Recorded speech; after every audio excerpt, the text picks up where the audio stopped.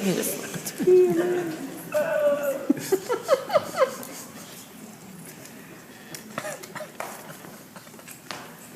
morning, my AP US history teacher asked my class, "What do you stand for? What is your revolution?" Snickers and thunder conversation filled the classroom, and one girl said, "Ooh, I want to feed all the starving children in Africa." As if a single meal could suppress centuries of emptiness, words of freedom, rights, and fighting seemed to have escaped my peers' thoughts as she locked eyes on me.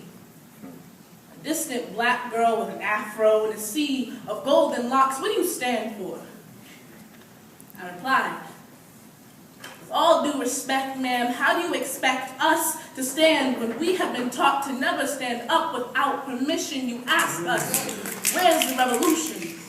It's stuck in the gum underneath our seats, ink etched into desktops, because somehow, through education, we've lost our ability to speak and think for ourselves. All we can do is sit down.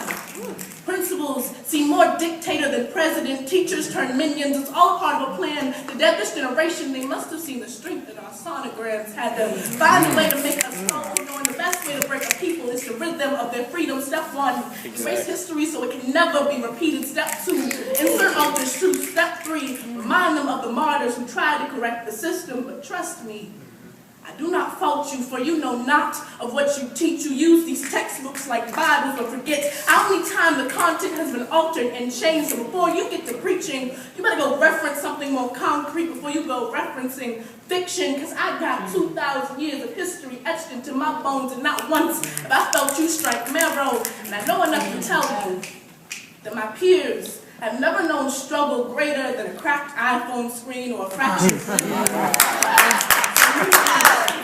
So movement doesn't resonate with them. You've taught us everything from Indian to sit-in, how people have always had things taken but never given, always stood up just to have the carpet pulled from underneath our feet. I guess we're just afraid of falling, or being snatched off of our soapboxes, being pinned to the side of a bus by fire hoses, spitting water like high-pressure straight pins, being crucified, or exiled, or unaccepted.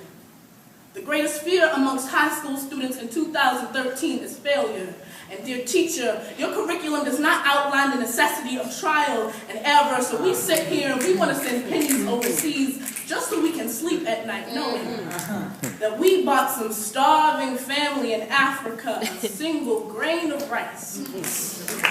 At least then our actions are guaranteed to say that we did something. But it's every human, student for themselves, right? So let me ask you, dear teacher, what do you stand for?